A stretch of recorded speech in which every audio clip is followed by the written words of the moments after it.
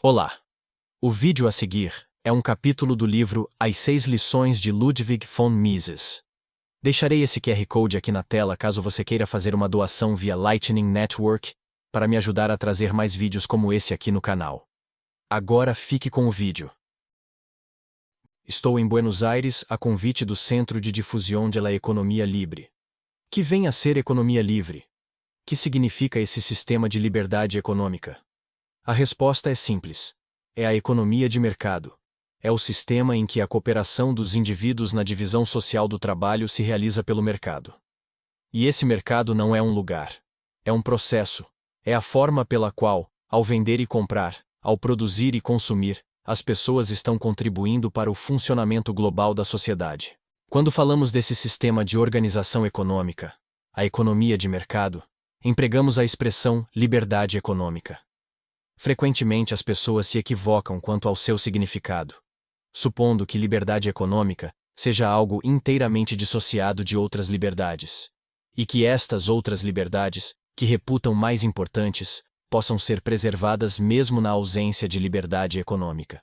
Mas liberdade econômica significa, na verdade, que é dado às pessoas que a possuem o poder de escolher o próprio modo de se integrar ao conjunto da sociedade.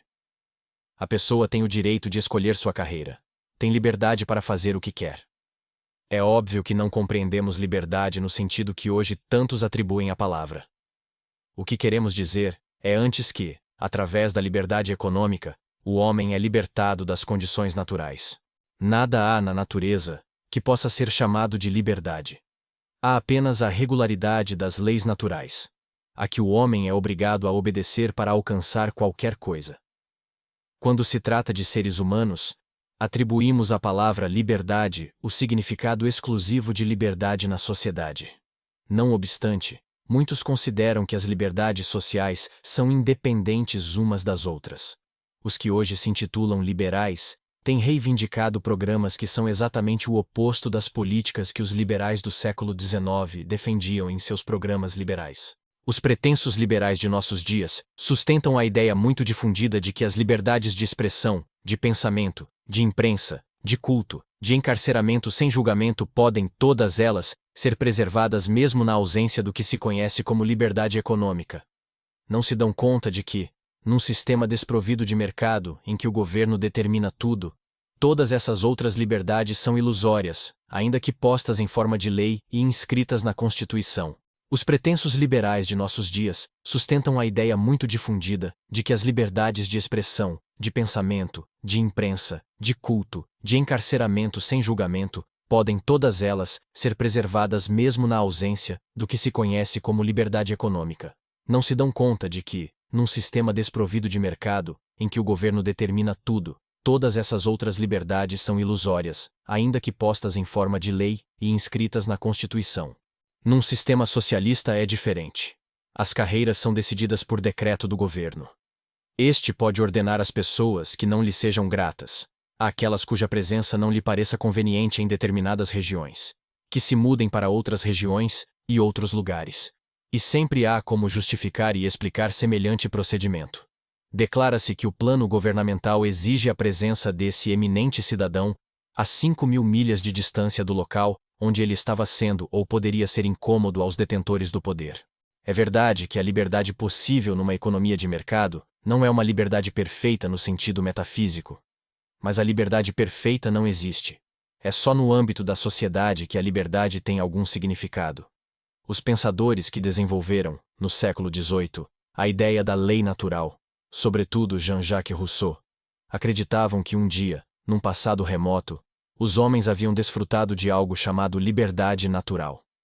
Mas nesses tempos remotos, os homens não eram livres. Estavam à mercê de todos os que fossem mais fortes que eles mesmos. As famosas palavras de Rousseau.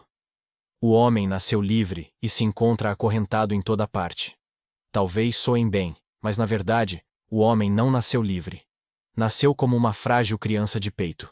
Sem a proteção dos pais, sem a proteção proporcionada a esses pais pela sociedade, não teria podido sobreviver. Liberdade na sociedade significa que um homem depende tanto dos demais, como estes dependem dele. A sociedade, quando regida pela economia de mercado, pelas condições da economia livre, apresenta uma situação em que todos prestam serviços aos seus concidadãos e são, em contrapartida, por eles servidos. Acredita-se que existem na economia de mercado chefões que não dependem da boa vontade e do apoio dos demais cidadãos. Os capitães de indústria, os homens de negócios, os empresários seriam os verdadeiros chefões do sistema econômico. Mas isso é uma ilusão. Quem manda no sistema econômico são os consumidores. Se estes deixam de prestigiar um ramo de atividades, os empresários deste ramo são compelidos ou a abandonar sua eminente posição no sistema econômico, ou a ajustar suas ações aos desejos e às ordens dos consumidores. Uma das mais notórias divulgadoras do comunismo foi Beatrice Potter, nome de solteira de Lady Passfield, também muito conhecida por conta de seu marido Sidney Webb. Essa senhora, filha de um rico empresário, trabalhou quando jovem como secretária do pai. Em suas memórias, ela escreve: "Nos negócios de meu pai, todos tinham de obedecer às ordens dadas por ele, o chefe. Só a ele competia dar ordens, e a ele ninguém dava ordem alguma. Esta é uma visão muito acanhada. Seu pai recebia ordens dos consumidores, dos compradores. Lamentavelmente, ela não foi capaz de perceber essas ordens. Não foi capaz de perceber o que ocorre numa economia de mercado, exclusivamente voltada que estava para as ordens expedidas dentro dos escritórios ou da fábrica do pai. Diante de todos os problemas econômicos, devemos ter em mente as palavras que o grande economista francês Frédéric Bastiat usou como título de um de seus brilhantes ensaios: "Ce qu'on voit et ce qu'on n'y voit pas", o que se vê e o que não se vê.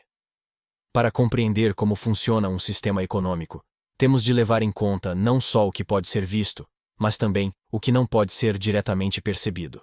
Por exemplo, uma ordem dada por um chefe a um contínuo pode ser ouvida por aqueles que estejam na mesma sala. O que não se pode ouvir são as ordens dadas ao chefe por seus clientes. O fato é que, no sistema capitalista, os chefes, em última instância, são os consumidores. Não é o Estado, é o povo que é soberano. Prova disto é o fato de que lhe assiste o direito de ser tolo. Este é o privilégio do soberano. Assiste-lhe o direito de cometer erros. Ninguém o pode impedir de cometê-los, embora, obviamente, deva pagar por eles. Quando afirmamos que o consumidor é supremo ou soberano, não estamos afirmando que está livre de erros, que sempre sabe o que melhor lhe conviria.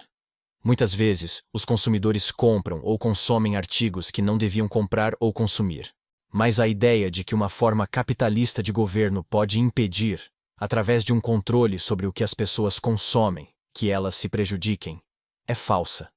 A visão do governo como uma autoridade paternal, um guardião de todos, é própria dos adeptos do socialismo. Nos Estados Unidos, o governo empreendeu certa feita, há alguns anos, uma experiência que foi qualificada de nobre. Essa nobre experiência consistiu numa lei que declarava ilegal o consumo de bebidas tóxicas. Não há dúvida de que muita gente se prejudica ao beber conhaque e uísque em excesso. Algumas autoridades nos Estados Unidos são contrárias até mesmo ao fumo. Certamente há muitas pessoas que fumam demais, não obstante o fato de que não fumar seria melhor para elas. Isso suscita um problema que transcende em muito a discussão econômica. Põe a nu o verdadeiro significado da liberdade. Se admitirmos que é bom impedir que as pessoas se prejudiquem bebendo ou fumando em excesso, haverá quem pergunte: será que o corpo é tudo? Não seria a mente do homem muito mais importante? Não seria a mente do homem o verdadeiro dom, o verdadeiro predicado humano? Se dermos ao governo o direito de determinar o que o corpo humano deve consumir, de determinar se alguém deve ou não fumar, deve ou não beber, nada poderemos replicar a quem afirme: mais importante ainda que o corpo é a mente, é a alma, e o homem se prejudica muito mais ao ler maus livros, ouvir música ruim e assistir a maus filmes. É, pois, dever do governo impedir que se cometam esses erros. E, como todos sabem, por centenas de anos os governos e as autoridades acreditaram que esse era de fato o seu dever. Nem isso aconteceu apenas em épocas remotas. Não faz muito tempo, houve na Alemanha um governo que considerava seu dever discriminar as boas e as más pinturas. Boas e más, é claro. Do ponto de vista de um homem que, na juventude, fora reprovado no exame de admissão à Academia de Arte em Viena. Era o bom e o mau segundo a ótica de um pintor de cartão postal. e tornou-se ilegal expressar concepções sobre arte e pintura que divergissem daquelas do Führer Supremo. A partir do momento em que começamos a admitir que é dever do governo controlar o consumo de álcool do cidadão, que podemos responder a quem afirme ser o controle dos livros e das ideias muito mais importante? Liberdade significa realmente liberdade para errar. Isso precisa ser bem compreendido. Podemos ser extremamente críticos com relação ao modo como nossos concidadãos gastam seu dinheiro e vivem sua vida. Podemos considerar o que fazem absolutamente insensato e mal. Numa sociedade livre, todos têm, no entanto, as mais diversas maneiras de manifestar suas opiniões sobre como seus concidadãos deveriam mudar seu modo de vida. Eles podem escrever livros, escrever artigos, fazer conferências. Podem até fazer pregações nas esquinas, se quiserem. E faz-se isso em muitos países. Mas ninguém deve tentar policiar os outros no intuito de impedi-los de fazer determinadas coisas simplesmente porque não se quer que as pessoas tenham a liberdade de fazê-las. É essa a diferença entre escravidão e liberdade. O escravo é obrigado a fazer o que seu superior lhe ordena que faça, enquanto o cidadão livre, e é isso que significa liberdade, tem a possibilidade de escolher seu próprio modo de vida. Sem dúvida, esse sistema capitalista pode ser, e é de fato, mal usado por alguns. É certamente possível fazer coisas que não deveriam ser feitas. Mas se tais coisas contam com a aprovação da maioria do povo, uma voz discordante terá sempre algum meio de tentar mudar as ideias de seus concidadãos. Pode tentar persuadi-los, convencê-los, mas não pode tentar constrangê-los pela força policial do governo. Na economia de mercado, todos prestam serviços aos seus concidadãos ao prestarem serviços a si mesmos. Era isso o que tinham em mente os pensadores liberais do século XVIII, quando falavam da harmonia dos interesses, corretamente compreendidos, de todos os grupos e indivíduos que constituem a população. E foi a essa doutrina da harmonia de interesses que os socialistas se opuseram. Falaram de um conflito inconciliável de interesses entre vários grupos. Que significa isso? Quando Karl Marx, no primeiro capítulo do Manifesto Comunista, esse pequeno panfleto que inaugurou seu movimento socialista, sustentou a existência de um conflito inconciliável entre as classes, só pode evocar, como ilustração à sua tese, exemplos tomados das condições da sociedade pré-capitalista. Nos estágios pré-capitalistas, a sociedade se dividia em grupos hereditários de status, na Índia denominados castas. Numa sociedade de status, um homem não nascia, por exemplo, cidadão francês. Nascia na condição de membro da aristocracia francesa, ou da burguesia francesa, ou do campesinato francês. Durante a maior parte da Idade Média, era simplesmente um servo. E a servidão, na França, ainda não havia sido inteiramente extinta, mesmo depois da Revolução Americana. Em outras regiões da Europa, a sua extinção ocorreu ainda mais tarde. Mas a pior forma de servidão, forma que continuou existindo mesmo depois da abolição da escravatura, era a que tinha lugar nas colônias inglesas. O indivíduo herdava seu status dos países e o conservava por toda a vida, transferia-o aos filhos. Cada grupo tinha privilégios e desvantagens. Os de status mais elevado tinham apenas privilégios, os de status inferior, só desvantagens. E não restava ao homem nenhum outro meio de escapar às desvantagens legais impostas por seu status, senão a luta política contra as outras classes. Nessas condições, pode-se dizer que havia um conflito inconciliável de interesses entre senhores de escravos e escravos, porque o interesse dos escravos era livrar-se da escravidão, da qualidade de escravos, e sua liberdade significava, para os seus proprietários, uma perda. Assim sendo, não há dúvida de que tinha de existir forçosamente um conflito inconciliável de interesses entre os membros das várias classes. Não devemos esquecer que nesses períodos, em que as sociedades de status predominaram na Europa, bem como nas colônias que os europeus fundaram posteriormente na América, as pessoas não se consideravam ligadas de nenhuma forma especial às demais classes de sua própria nação. Sentiam-se muito mais solidárias com os membros de suas classes nos outros países. Um aristocrata francês não tinha os franceses das classes inferiores na conta de seus concidadãos. A seus olhos, eles não eram mais que a ralé, que não lhes agradava. Seus iguais eram os aristocratas dos demais países, os da Itália, Inglaterra e Alemanha, por exemplo. O efeito mais visível desse estado de coisas era o fato de os aristocratas de toda a Europa falarem a mesma língua, o francês, idioma não compreendido, fora da França, pelos demais grupos da população. As classes médias, a burguesia, tinham sua própria língua, enquanto as classes baixas, o campesinato, usavam dialetos locais, muitas vezes não compreendidos por outros grupos da população. O mesmo se passava com relação aos trajes. Quem viajasse de um país para outro em 1750, constataria que as classes mais elevadas, os aristocratas, se vestiam em geral de maneira idêntica em toda a Europa, e que as classes baixas usavam roupas diferentes. Vendo alguém na rua, era possível perceber de imediato, pelo modo como se vestia, a sua classe, o seu status. É difícil avaliar o quanto essa situação era diversa da atual. Se venho dos Estados Unidos para a Argentina e vejo um homem na rua, não posso dizer qual é seu status. Concluo apenas que é um cidadão argentino, não pertencente a nenhum grupo sujeito a restrições legais. Isto é algo que o capitalismo nos trouxe. Sem dúvida há também diferenças entre as pessoas no capitalismo. Há diferenças em relação à riqueza. Diferenças estas que os marxistas, equivocadamente, consideram equivalentes àquelas antigas que separavam os homens na sociedade de status. Numa sociedade capitalista, as diferenças entre os cidadãos não são como as que se verificam numa sociedade de status. Na Idade Média, e mesmo bem depois, em muitos países, uma família podia ser aristocrata e possuidora de grande fortuna. Podia ser uma família de duques, ao longo de séculos e séculos, fossem quais fossem suas qualidades, talentos, caráter ou moralidade. Já nas modernas condições capitalistas, verifica-se o que foi tecnicamente denominado pelos sociólogos de mobilidade social. O princípio segundo o qual a mobilidade social opera, nas palavras do sociólogo e economista italiano Vilfredo Pareto, é o da circulation des élites, circulação das elites.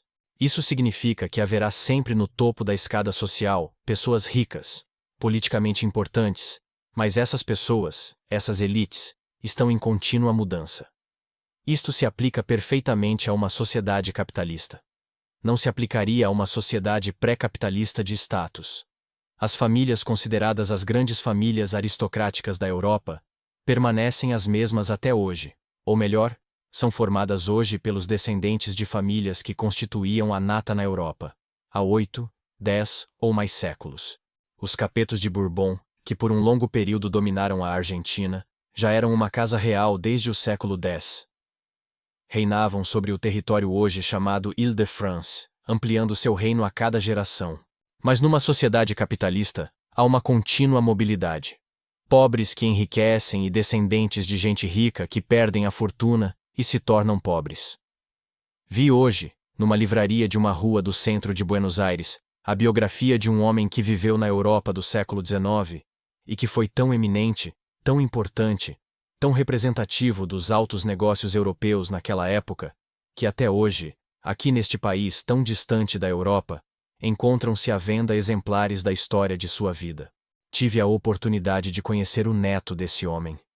Tem o mesmo nome do avô e conserva o direito de usar o título nobiliário que este, que começou a vida como ferreiro, recebeu 80 anos atrás.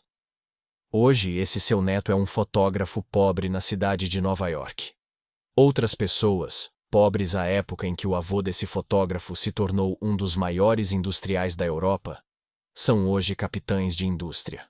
Todos são livres para mudar seu status. É isso que distingue o sistema de status do sistema capitalista de liberdade econômica, em que as pessoas só podem culpar a si mesmas se não chegam a alcançar a posição que almejam. O mais famoso industrial do século XX continua sendo Henry Ford. Ele começou com umas poucas centenas de dólares emprestados por amigos e, em muito pouco tempo, implantou um dos mais importantes empreendimentos de grande vulto do mundo. E podemos encontrar centenas de casos semelhantes todos os dias. Diariamente, o New York Times publica longas notas sobre pessoas que faleceram. Lendo essas biografias, podemos deparar, por exemplo, com o nome de um eminente empresário que tenha iniciado a vida como vendedor de jornais nas esquinas de Nova York. Ou com outro que tenha iniciado como contínuo, e por ocasião de sua morte, era o presidente da mesma instituição bancária, onde começara no mais baixo degrau da hierarquia. Evidentemente, nem todos conseguem alcançar tais posições. nem todos querem alcançá-las. Há pessoas mais interessadas em outras coisas. Para elas, no entanto, há hoje certos caminhos que não estavam abertos nos tempos da sociedade feudal, na época da sociedade de status. O sistema socialista, contudo, proíbe essa liberdade fundamental que é a escolha da própria carreira. Nas condições socialistas, há uma única autoridade econômica, e esta detém o poder de determinar todas as questões atinentes à produção. Um dos traços característicos de nossos dias é o uso de muitos nomes para designar uma mesma coisa. Um sinônimo de socialismo e comunismo é planejamento. Quando falam de planejamento, as pessoas se referem, evidentemente, a um planejamento central, o que significa um plano único, feito pelo governo. Um plano que impede todo o planejamento feito por outra pessoa. Uma senhora inglesa, que é também membro da Câmara Alta, escreveu um livro intitulado Plan or No Plan, obra muito bem recebida no mundo inteiro. Que significa o título desse livro? Ao falar de plano, a autora se refere unicamente ao tipo de planejamento concebido por Lenin, Stalin e seus sucessores, o tipo que determina todas as atividades de todo o povo de uma nação. Por conseguinte, essa senhora só leva em conta o planejamento central, que exclui todos os planos pessoais que os indivíduos possam ter. Assim sendo, seu título, Plan or No Plan, revela-se um logro, uma burla. A alternativa não está em plano central versus nenhum plano. Na verdade, a escolha está entre o planejamento total, feito por uma autoridade governamental central, e a liberdade de cada indivíduo para traçar os próprios planos, fazer o próprio planejamento. O indivíduo planeja sua vida todos os dias, alterando seus planos diários sempre que queira. O homem livre planeja diariamente, segundo suas necessidades. Dizia ontem, por exemplo: planejo trabalhar pelo resto dos meus dias em Córdoba. Agora, informado de que as condições em Buenos Aires estão melhores, muda seus planos e diz: em vez de trabalhar em Córdoba, quero ir para Buenos Aires. É isso que significa liberdade. Pode ser que ele esteja enganado. Pode ser que a saída para Buenos Aires se revele um erro. Talvez as condições lhe tivessem sido mais propícias em Córdoba, mas ele foi o autor dos próprios planos. Submetido ao planejamento governamental, o homem é como um soldado num exército. Não cabe a um soldado o direito de escolher sua guarnição, a praça onde servirá. Cabe-lhe cumprir ordens. E o sistema socialista, como o sabiam e admitiam Karl Marx, Lenin e todos os líderes socialistas, consiste na transposição do regime militar a todo o sistema de produção. Marx falou de exércitos industriais, e Lenin impôs a organização de tudo: o correio, as manufaturas e os demais ramos industriais, segundo o modelo do exército. Portanto, no sistema socialista, tudo depende da sabedoria, dos talentos e dos dons daqueles que constituem a autoridade suprema. O que o ditador supremo, ou seu comitê, não sabe, não é levado em conta. Mas o conhecimento acumulado pela humanidade em sua longa história não é algo que uma só pessoa possa deter. Acumulamos ao longo dos séculos um volume tão incomensurável de conhecimentos científicos e tecnológicos que se torna humanamente impossível a um indivíduo o domínio de todo esse cabedal, por extremamente bem dotado que ele seja. Acresce que os homens são diferentes, desiguais, e sempre o serão. Alguns são mais dotados em determinado aspecto, menos em outro. E há os que têm o dom de descobrir novos caminhos, de mudar os rumos do conhecimento. Nas sociedades capitalistas, o progresso tecnológico e econômico é promovido por esses homens. Quando alguém tem uma ideia, procura encontrar algumas outras pessoas argutas o suficiente para perceberem o valor de seu achado. Alguns capitalistas que ousam perscrutar o futuro, que se dão conta das possíveis consequências dessa ideia, começarão a pô-la em prática. Outros, a princípio, poderão dizer: são uns loucos, mas deixarão de dizê-lo quando constatarem que o empreendimento que qualificavam de absurdo ou loucura está florescendo, e que toda a gente está feliz por comprar seus produtos. No sistema marxista, por outro lado, o corpo governamental supremo deve primeiro ser convencido do valor de uma ideia antes que ela possa ser levada adiante. Isso pode ser algo muito difícil, uma vez que o grupo detentor do comando, ou o ditador supremo em pessoa, tem o poder de decidir. E se essas pessoas, por razões de indolência, senilidade, falta de inteligência ou de instrução, forem incapazes de compreender o significado da nova ideia, o novo projeto não será executado. Podemos evocar exemplos da história militar. Napoleão era indubitavelmente um gênio em questões militares. Não obstante, viu-se certa feita diante de um grave problema. Sua incapacidade para resolvê-lo culminou na sua derrota e no subsequente exílio na solidão de Santa Helena. O problema de Napoleão podia se resumir a uma pergunta: como conquistar a Inglaterra? Para fazê-lo, precisava de uma esquadra capaz de cruzar o Canal da Mancha. Houve, então, pessoas que lhe garantiram conhecer um meio seguro de levar a cabo aquela travessia. Estas pessoas, numa época de embarcações à vela, traziam a nova ideia de barcos movidos a vapor. Mas Napoleão não compreendeu sua proposta. Depois, houve o famoso Generalstab da Alemanha. Antes da Primeira Guerra Mundial, o Estado-Maior alemão era universalmente considerado insuperável em ciência militar. Reputação análoga tinha o Estado-Maior do General Foch, na França. Mas nem os alemães, nem os franceses, que sob o comando do General Foch derrotaram posteriormente os alemães, perceberam a importância da aviação para fins militares. O Estado-Maior alemão declarava: a aviação é um mero divertimento. Voar é bom para os desocupados. Do ponto de vista militar, só zeppelins têm importância. E os franceses eram da mesma opinião.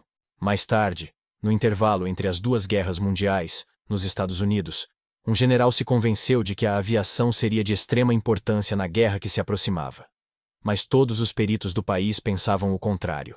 Ele não conseguiu convencê-los. Sempre que tentamos convencer um grupo de pessoas que não depende diretamente da solução de um problema, o fracasso é certo. Isso se aplica também aos problemas não econômicos. Não há dúvida de que o público pode ter julgado mal, mas quando promulgam que o governo deve subsidiar os grandes artistas, pintores e escritores, esses artistas estão completamente errados. A quem deveria o governo confiar a tarefa de decidir se determinado estreante é, ou não, de fato, um grande pintor? Teria de se valer da apreciação dos críticos e dos professores de história da arte, que sempre voltados para o passado, até hoje deram raras mostras de talento no que tange a descoberta de novos gênios. Essa é a grande diferença entre um sistema de planejamento e um sistema em que é dado a cada um planejar e agir por conta própria. É verdade, obviamente, que grandes pintores e grandes escritores suportaram muitas vezes situações de extrema penúria. Podem ter tido êxito em sua arte, mas nem sempre em ganhar dinheiro. Van Gogh foi por certo um grande pintor. Teve de sofrer agruras insuportáveis e acabou por se suicidar, aos 37 anos de idade. Em toda a sua existência, vendeu apenas uma tela, comprada por um primo. Afora essa única venda, viveu do dinheiro do irmão, que apesar de não ser artista nem pintor, compreendia as necessidades de um pintor. Hoje, não se compra um Van Gogh por menos de 100 ou 200 mil dólares. No sistema socialista, o destino de Van Gogh poderia ter sido diverso. Algum funcionário do governo teria perguntado a alguns pintores famosos, a quem Van Gogh seguramente nem sequer teria considerado artistas, se aquele jovem, um tanto louco, ou completamente louco, era de fato um pintor que valesse a pena subsidiar. E com toda certeza eles teriam respondido: não, não é um pintor. Não é um artista, não passa de uma criatura que desperdiça tinta, e o teriam enviado a trabalhar numa indústria de laticínios, ou para um hospício. Todo esse entusiasmo pelo socialismo manifestado pelas novas gerações de pintores, poetas, músicos, jornalistas, atores, baseia-se, portanto, numa ilusão. Refiro-me a isso porque esses grupos estão entre os mais fanáticos defensores da concepção socialista. Quando se trata de escolher entre o socialismo e o capitalismo como sistema econômico, o problema é um tanto diferente. Os teóricos do socialismo jamais suspeitaram que a indústria moderna, juntamente com todos os processos do moderno mundo dos negócios, se basearia no cálculo. Os engenheiros não são, de maneira alguma, os únicos a planejarem com base em cálculos. Também os empresários são obrigados a fazê-lo. E os cálculos do homem de negócios se baseiam todos no fato de que, na economia de mercado, os preços em dinheiro dos bens não só informam o consumidor, como fornecem ao negociante informações de importância vital sobre os fatores de produção. Porquanto o mercado tem por função primordial determinar não só o custo da última parte do processo de produção, mas também o dos passos intermediários. O sistema de mercado é indissociável do fato de que há uma divisão mentalmente calculada do trabalho entre os vários empresários que disputam entre si os fatores de produção, as matérias-primas, as máquinas, os instrumentos, e o fator humano de produção, ou seja, os salários pagos à mão de obra. Esse tipo de cálculo que o empresário realiza não pode ser feito se ele não tem os preços fornecidos pelo mercado. No instante mesmo em que se abolir o mercado, e é o que os socialistas gostariam de fazer, ficariam inutilizados todos os cômputos e cálculos feitos pelos engenheiros e tecnólogos. Os tecnólogos podem continuar fornecendo grande número de projetos que, do ponto de vista das ciências naturais, podem ser todos igualmente exequíveis. Mas são os cálculos baseados no mercado, realizados pelo homem de negócios, que são indispensáveis para se determinar qual desses projetos é o mais vantajoso do ponto de vista econômico. O problema de que estou tratando é a questão fundamental do cálculo econômico capitalista em contraposição ao que se passa no socialismo.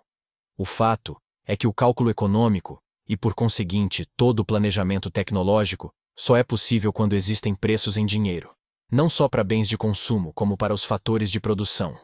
Isso significa que é preciso haver um mercado para todas as matérias-primas, todos os artigos semi-acabados, todos os instrumentos e máquinas, e todos os tipos de trabalho e de serviço humanos. Quando se descobriu esse fato, os socialistas não souberam reagir adequadamente. Por 150 anos tinham afirmado: todos os males do mundo advêm da existência de mercados e de preços de mercado. Queremos abolir o mercado e, com ele, é claro, a economia de mercado, substituindo-a por um sistema sem preços e sem mercados. Queriam abolir o que Marx chamou de caráter de mercadoria das mercadorias e do trabalho. Confrontados com esse novo problema, os teóricos do socialismo sem resposta acabaram por concluir: não aboliremos o mercado por completo. Faremos de conta que existe um mercado, como as crianças, quando brincam de escolinha. A questão é que todos sabem, as crianças quando brincam de escolinha não aprendem coisa alguma. É só uma brincadeira, uma simulação, e se pode simular muitas coisas.